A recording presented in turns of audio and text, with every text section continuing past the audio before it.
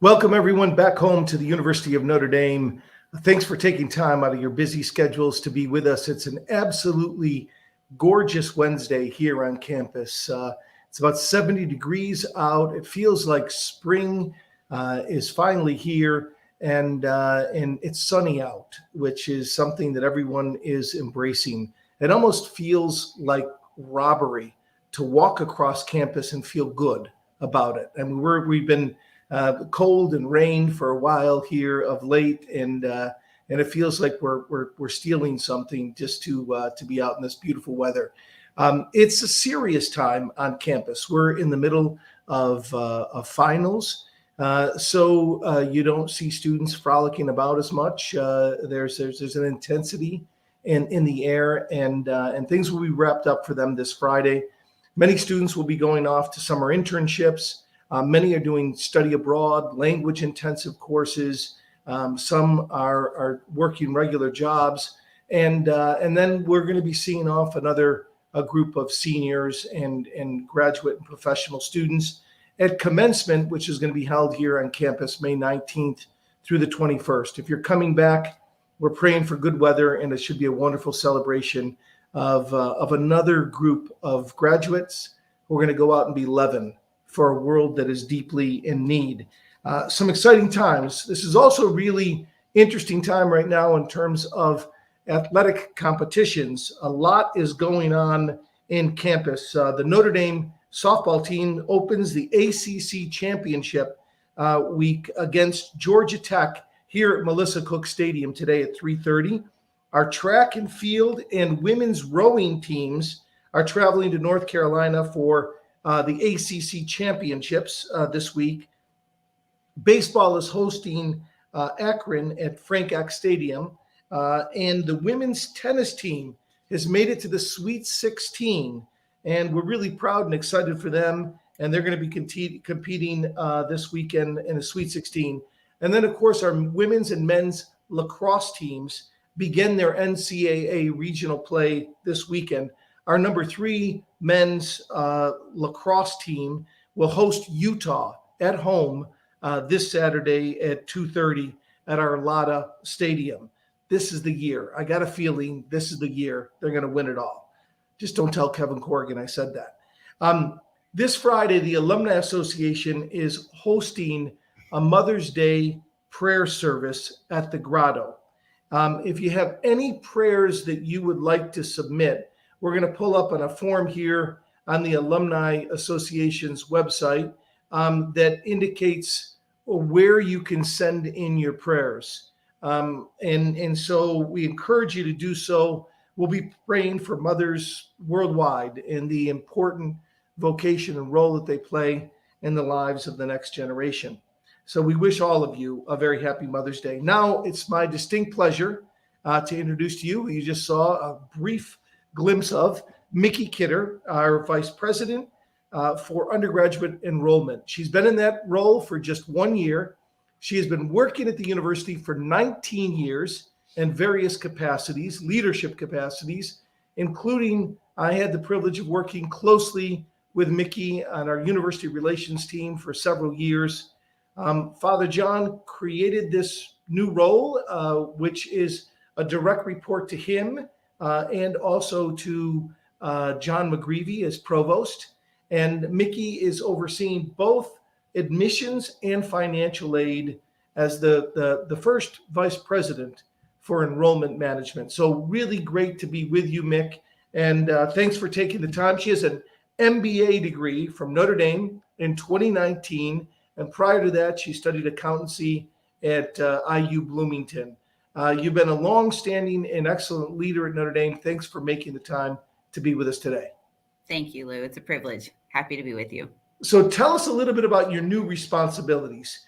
What does the role as a vice president for enrollment management entail? Well, as you stated, Lou, it includes a variety of different departments, including undergraduate admissions, certainly financial aid, But also, even prior to that, our pre-college programs, which are an exciting opportunity for us to welcome high school students into a nurturing, thoughtful, purpose-driven relationship and educate them about a college experience and welcome them into the family through an experience while they're in high school. And then recruiting and enrolling undergraduate students here at the university, supporting them in every way through their financial aid packages, and in our wonderful team of student accounts, helping support those students really all through their journey. So we're very blessed to be able to open doors to a Notre Dame education, really in partnership with campus partners, empower these young people to fully experience a Notre Dame education and go out to be wonderful leaders and powerful means for good in this world. So that's wonderful. Many people do confuse you at times thinking you're the admissions director, right? And that's just one set of responsibilities that report to you. So the job responsibilities are bigger than that. But let's hone in on that admissions role just for a second. I think some would say that your job is right up there with the head football coach at Notre Dame and the president of the university as being the most difficult jobs on campus. This past year, you had 28,350 applicants for a class of just a little over 2,000 students. That has got to be an incredibly humbling and difficult experience. Tell us a little bit about that role and really the daunting responsibility for you and your team to make those selections. Sure. So yes, I do hear that quite a bit in terms of the daunting nature of it and just how difficult these decisions can be. And that undoubtedly is true. Personally, I like to focus on the more optimistic, hopeful piece of this role, which is really inspiring, and especially to be able to serve Notre Dame's mission in a small yet important way to welcome these young people into this family. Young people who are going to preserve Notre Dame's ethos and spirit and core mission and contributions to the world, but really strengthen them for many generations to come and represent Notre Dame in all pockets of this globe forever. It's an incredible honor. It's a great privilege. It does come with its difficulties. And as you said, the math is the most important or it's the most difficult part of this because the math doesn't work to give every deserving, potential, highly capable young person an invitation for admission here. It's the most difficult part because these are all really incredible young people.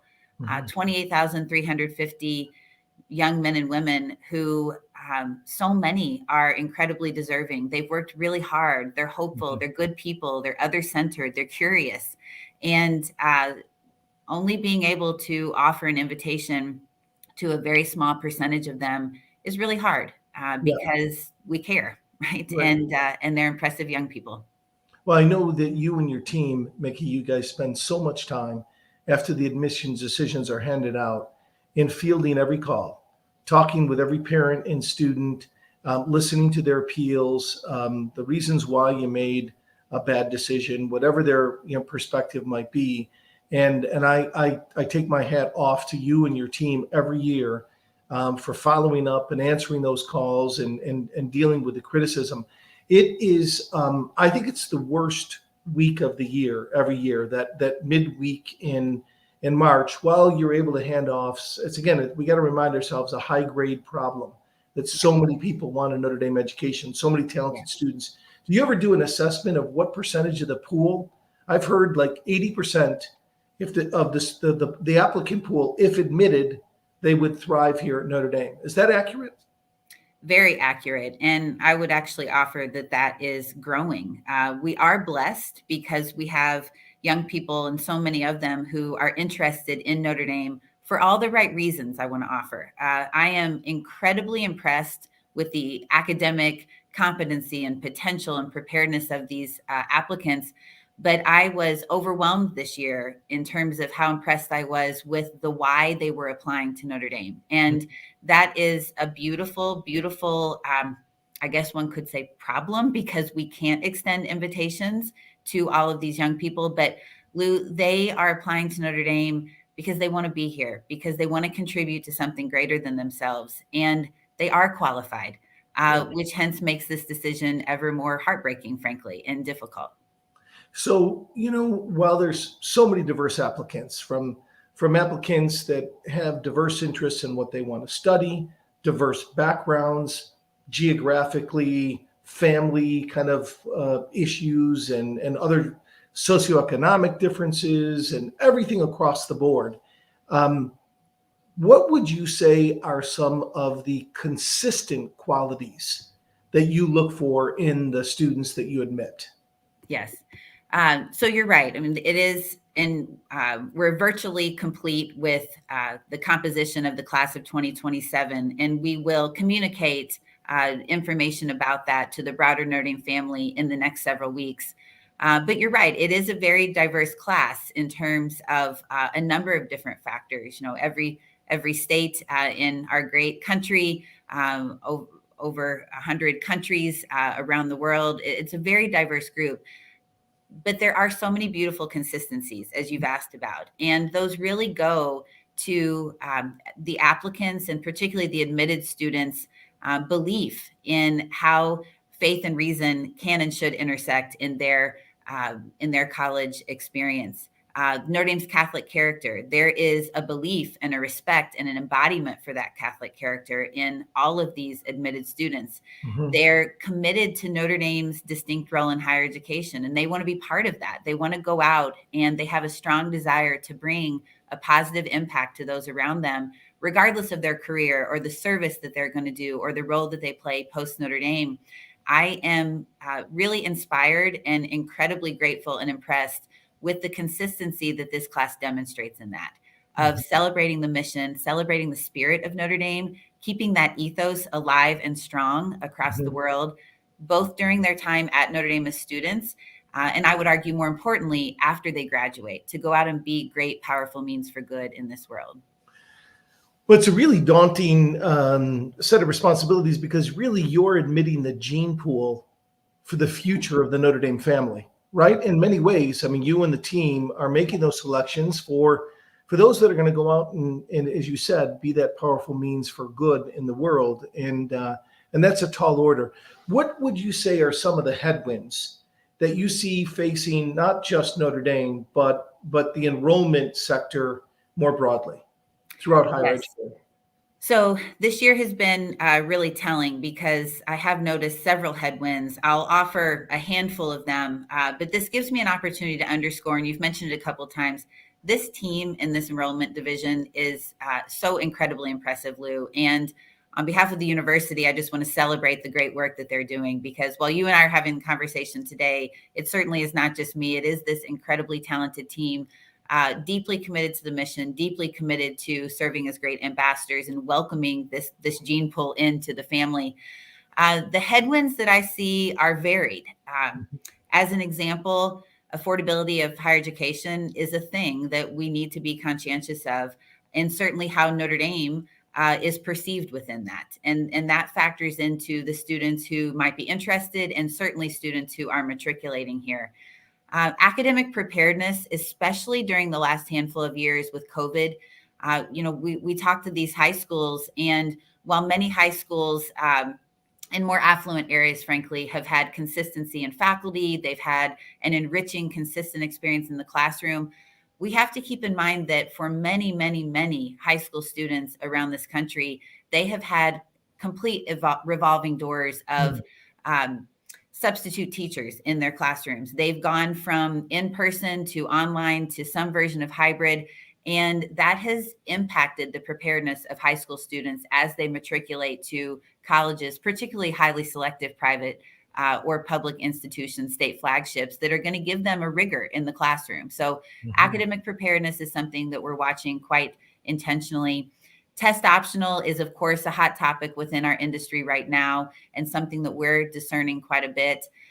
Race-conscious admissions with the Supreme Court cases that the Supreme Court has been hearing since October, when they heard the oral hearings and oral arguments. And then the last one I'll offer to you today, which I think is really important here at Notre Dame, and that is this discernment of young people. We're asking these 17 and 18-year-old kids really to tell us what they think they want to be for the rest of their life. And personally, I think that's a little irrational, that they don't know that they want to be a doctor or an engineer or a lawyer when they're 17. And so giving them the space to really discern what their path is going to look like, and how we support them on that journey is a headwind, but one that I think is very important to a Notre Dame education. So let's go back to a little bit of the academic preparedness and how you screen. One of the things that I know that you guys look at academic rigor. Yes. Has a student really challenged themselves first in the classroom? And then secondly, how have they performed in the classroom? And then after that, I know in that order, that the SAT or the ACT, the test, can weigh in. Tell us a little bit about where you're at with this whole test optional and what you're trying to discern. I know that we're going to be test optional, at least for this next class. And then another determination is going to be made beyond that. Tell us a little bit about the thinking there. Yes. So current juniors in high school, their application cycle, as you said, they will remain test optional. I would anticipate that in the next month, we'll probably come out with a communication about our plans for individuals younger than the current juniors in high school. You know, the SAT and the ACT are a standardized test. It is an important data point, but I think it's important to remember that it's a data point. We saw a growing number of our applicant pool not disclose tests. So 54% of our applicants this year did not disclose a test. By contrast, though, 65% of our admitted students did disclose a test for us. So it is still an important component for those students who take it and feel that that test score will increase the rigor and competitiveness of their application. What we need to keep in mind, though, is there's a lot of young people in this country that are in state school, high school systems that don't encourage a standardized test, or they go to a school system where they're not getting test preparation, either through AP courses that are offered or for standardized test preparation. And so it is a data point. I definitely encourage young people in high school to take the test, because it is a data point for preparation for us. But we're not going to put all of our eggs in that basket. And at Notre Dame, we haven't for a long while, in fact. That's why we do a holistic review. That's why we look at the academic preparation and rigor for a whole host of different variables, and ensure that these young people, that we can ensure that they are prepared for the rigor of the coursework here at Notre Dame. And it'd be foolish to put everything in one data point of a standardized test. So what would your recommendations, if I were, a parent with a student that is going to be applying, what would your recommendation be to them with regard to the SAT and ACT at this point? So I would absolutely take it. And our recommendation to young people today is, if you feel that test score that you earn strengthens the competitiveness of your materials and your application, please disclose it to us.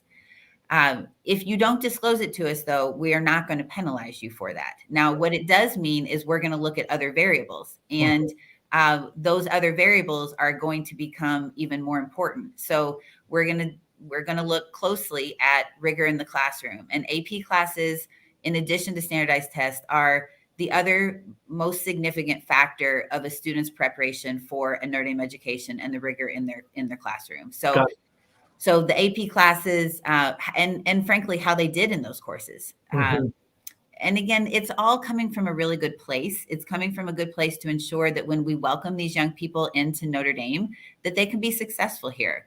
I feel quite strongly the worst thing I can do is welcome a young person here and they don't have the tools and the preparation to really thrive, because this should be a place where you are challenged, but you do thrive as a human being. Fantastic. Let's, you mentioned something early on about one of the headwinds being the affordability of higher education. Can you talk a little bit about that other major area under your purview, which is financial aid? How do we stack up as a university with our financial aid packages, and what are your goals and aspirations moving forward? Yes, so it's one of the items that I think is most critical to Notre Dame moving forward. And I really applaud the university leadership and administration and all of the families who have contributed so selflessly to ensure that a Notre Dame education is affordable to all deserving students. Notre Dame's investment in financial aid has grown, as you know, Lou, dramatically over the last 2 decades, 3 decades, really. And so where we're going to have a financial aid expenditure of over, several $100 million this year, it's amazing because it allows us to meet the full demonstrated need of every admitted student. With over approximately 70% of undergraduates are on some type of financial aid. Need-based aid would be closer to about 50%, and the median need-based scholarship at $55,000. I'm very grateful for the good work we've done and the progress that we have Wait a made. second. So let me reiterate that. So 50% of the student body, you just said, are on financial aid, undergraduate student body. So of the 8,500 are need-based financial aid from Notre Dame.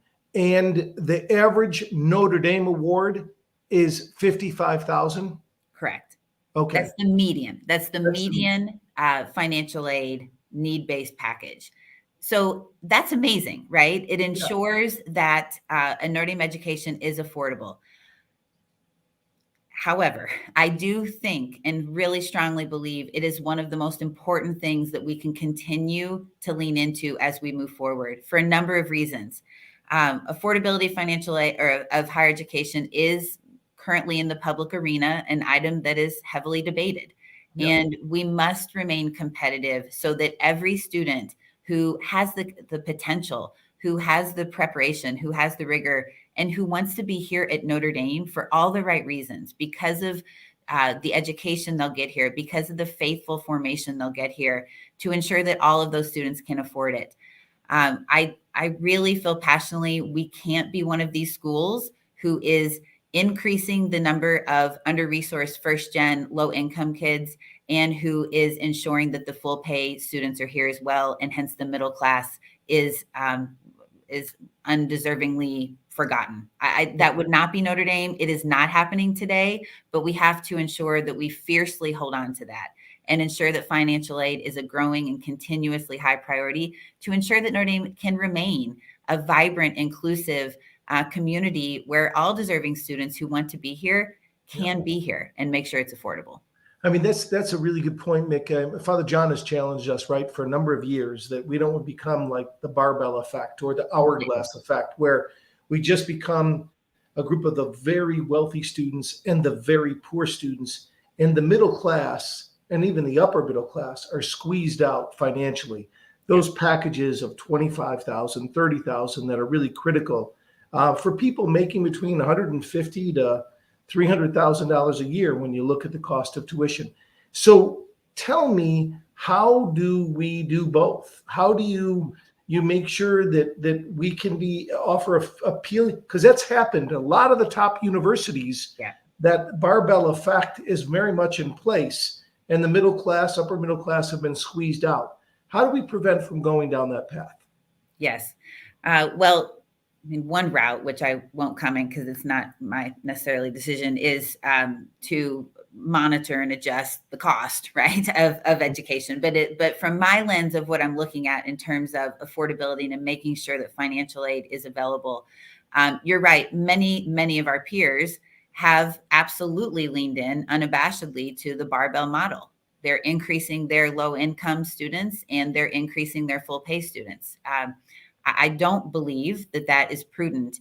And we can deploy some financial aid strategies to ensure that is avoidable.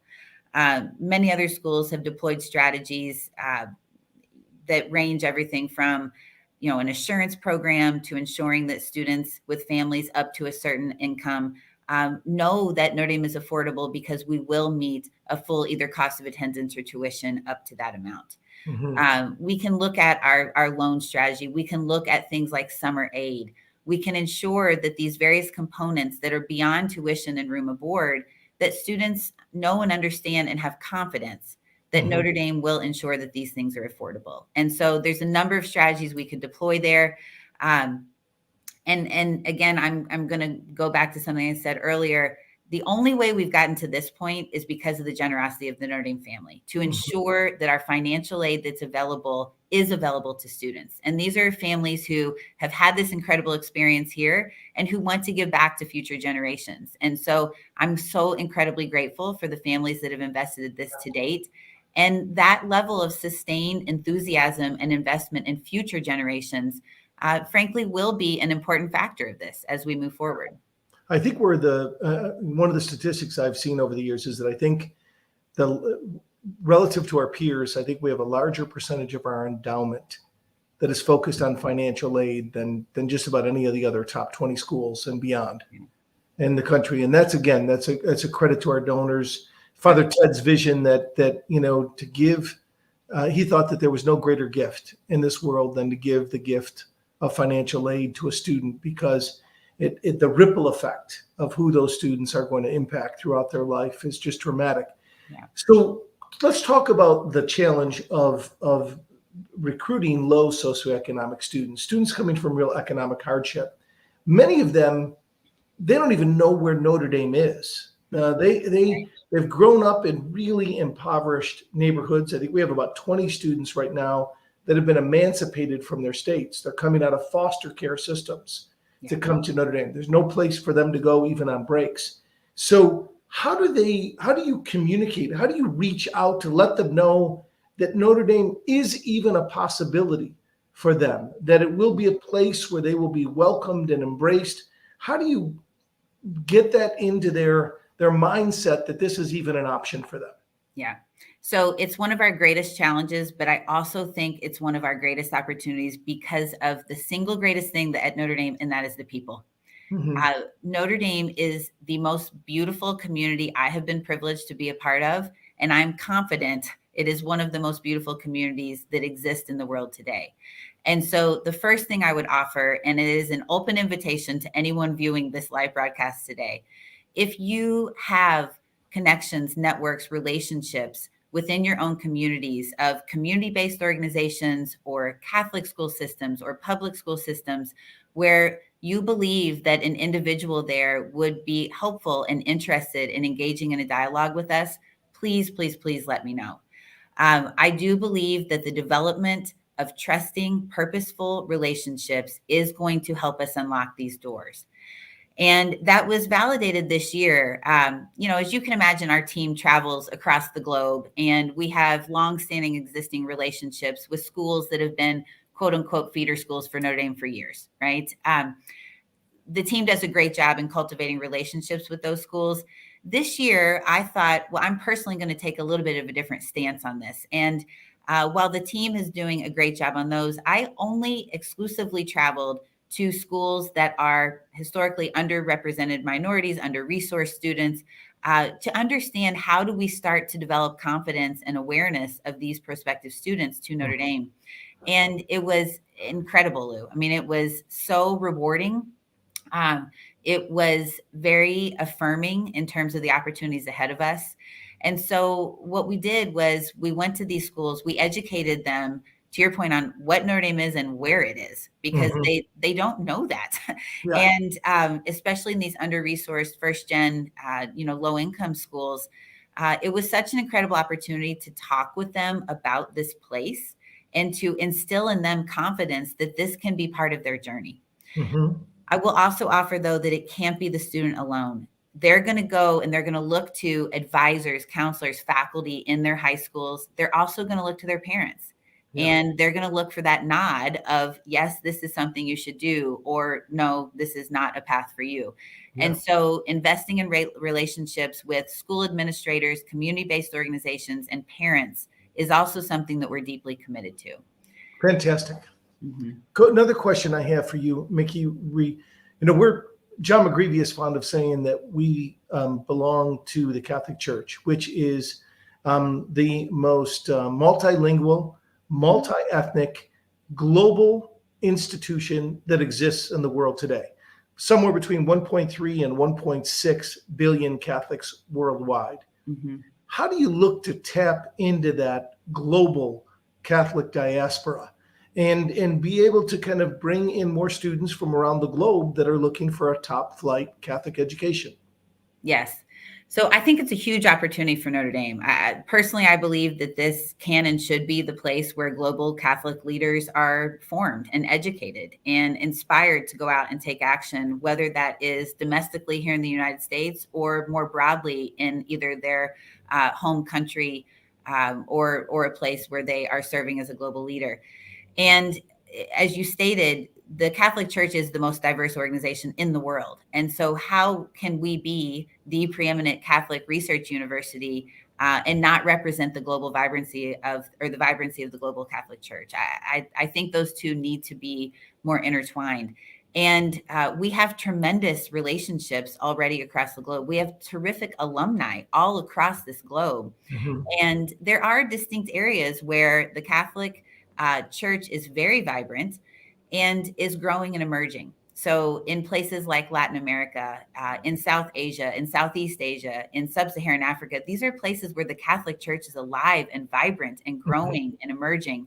And so those are areas where I think it makes a ton of sense based on existing relationships and growth of the Catholic Church for us to continue to invest in terms of recruitment and matriculation of students.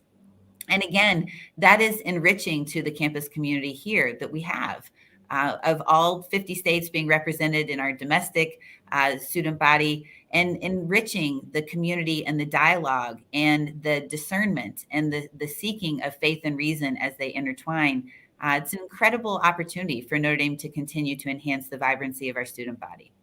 All right, now let me see if I can tease out of you just any kind of, you said in the next few weeks, you're going to be kind of releasing information on the current admitted class. Are there any glimpses, surprises, developments in this next class that you're particularly excited about? Yeah, there are a couple. The one might seem actually relatively flat, but it's important to me. And that is how vibrant the commitment and belief to this mission and the spirit of Notre Dame is alive in this class. And it's important to me to offer it first because some people might make an assumption that that's always going to be ever present. Some actually might question, has Notre Dame kind of lost its way on that over the years? And I would offer to you, it is so alive in this class. These are students and young people who want to contribute and live out this mission in a beautiful, beautiful way. So that's not necessarily is a surprise, but it is something I'm really excited about. Great.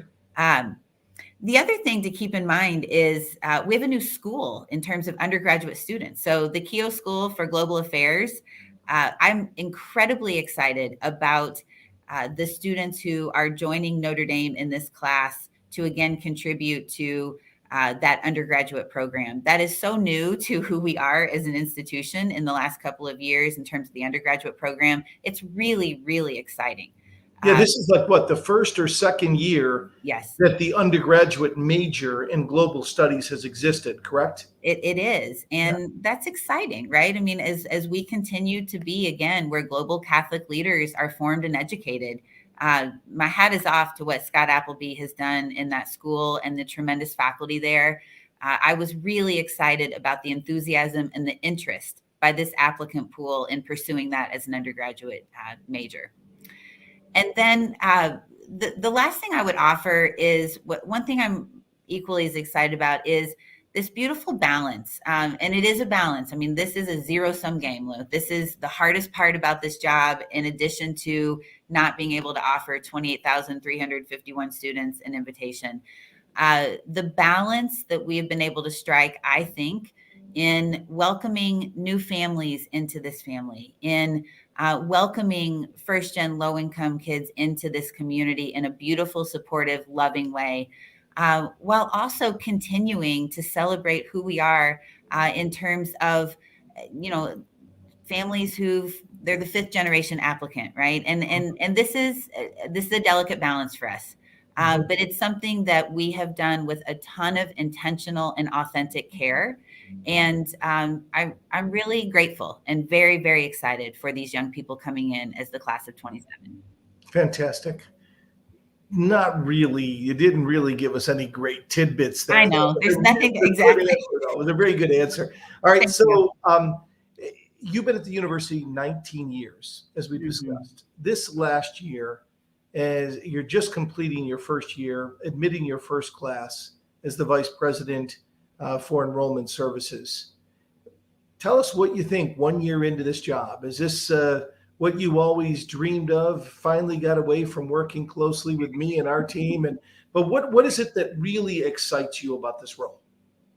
Yeah, it took me 10 years to learn that I wanted to get away from working directly for you, Lou. I was a slow learner on that. No, I'm just kidding. You said earlier, this is like one of the hardest jobs at Notre Dame. I am pinching myself every day. I think it's the best job at Notre Dame. And I hope that honeymoon effect never wears off. Mm-hmm. But I am so grateful to serve Notre Dame's mission in this manner, which I understand is a small piece of a really big, important organization in this world.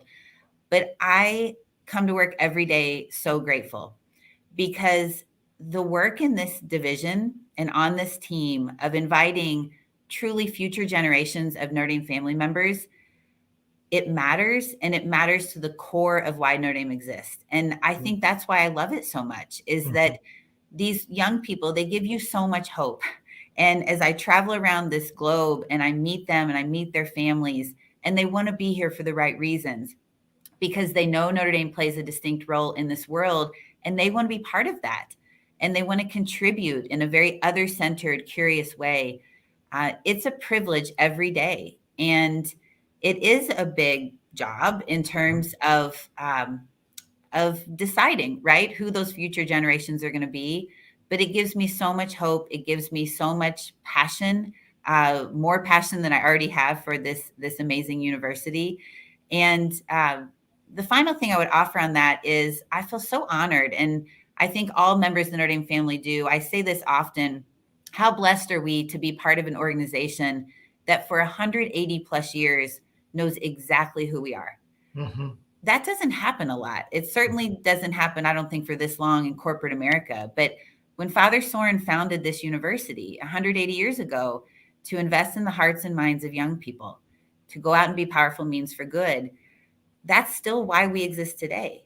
Mm-hmm. And we've reinvented ourselves, and we're never going to be complacent, and we're always going to strive for excellence and a commitment to our faith and our mission. But that's an incredible privilege to know who we are, and for us to play, and for me to play a small role in continuing that. It's an absolute honor. So you're less than 1 year on the job, and so this may be an unfair question, but not going to keep me from asking it. Yeah, go for it. Is how do you think Notre Dame can lead in a distinctive way among select universities of higher education in their enrollment divisions? And if so, how? Yes, I feel very strongly we can. And one of the areas that I absolutely know we can is a reference to something that we discussed earlier. Preparation for college is a real thing. I know I touched on it as a headwind. We kind of touched on it a little bit, but it's probably the most material concern I have as I look across this landscape. Notre Dame has the opportunity to lead in this space of investing in the hearts and minds of young students as early as middle school, Lou. I mean, we have Catholic schools literally across this world. We have networks, we have parishes, we have community-based organizations. We have a very powerful organization within our own university called the Alliance for Catholic Education. This is what we do. Mm-hmm. We help young people through the lens of a Catholic education. And a lot of our peers are recognizing this problem and this gap, and they are investing in the preparedness of young people in areas immediately contiguous to their institutions. That's the area where they're going to invest and feel a sense of ownership and responsibility. I think Notre Dame can lead around the world by investing in the preparedness, in the education, in the hearts and minds of young people in middle school and high school in a way that only Notre Dame can do. I really believe that. And not all of them are going to come to the University of Notre Dame. That would be, the math definitely doesn't work on that. Yeah. But if we help form Catholic leaders of tomorrow in a way where whether they matriculate to Notre Dame or beyond, I think that's really good for the world. And that's a place where we can lead, and we absolutely can help in the preparedness of these young kids. I feel very strongly that's an acute example where Notre Dame can be a leader in this space. Fantastic. One final question, Mick, and that's, there's a lot of parents, there's a lot of grandparents that are looking in, hoping their kids will be admitted someday to Notre Dame, or disappointed that they haven't. Any parting words of wisdom that you'd like to share? Yes. The things I would offer first is thank you. Thank you for being tremendous parents who care and raising these incredible, hopeful young people. I would also say, know that they don't have to be perfect. They don't have to receive perfect marks across the board. And that is something that I'm very committed to here at Notre Dame. It is rigorous, it is competitive, but I promise that we are looking at this in a holistic way to understand the human being that are these young men and women in high school and in middle school. So care for them, nurture them, give them the resources, but ultimately encourage them to be their authentic selves when they pursue a Notre Dame education or any education from any other institution. The mind matters, but the heart really matters in this. And I want to know that we are enrolling students who want to contribute in an other-centered way to the goodness of Notre Dame, but to the goodness of the world. And supporting them and nurturing them and encouraging them through that lens, I think personally is the most important thing a parent can do. Well, Micki, I want to thank you, and I want to thank you for stepping in to these big set of responsibilities, overseeing enrollment management. I don't think this position could be in more capable hands. It's also not lost on many of us that you're the first female to lead Enrollment Services, but we're just really grateful to work along your side and want to support you in this very difficult task of selecting and admitting the next group of students here at Notre Dame, and all the other responsibilities beyond that. Let me just say so thank you. Let me say to all of our viewers, tune in on May 24th, which will be the Wednesday after commencement at 2 p.m., not the normal noon start. We're going to meet with talk with the Charles and Jill Fisher Provost, John McGreevy, who will be completing his first year, as well as our head of our academic enterprise here at Notre Dame. So it'll be interesting to get some of his takes at that point. As we always do, let us, wherever you are, please join with us. We're going to close with a prayer to Our Lady, the patroness of Notre Dame. Hail Mary, full of grace, the Lord is with thee. Blessed art thou among women, and blessed is the fruit of thy womb, Jesus. Holy Mary, Mother of God, pray for us sinners, now and at the hour of our death. Amen. Take care. God bless. Go Irish. Thanks again, Mick. Thank you, Lou. Take care, everybody.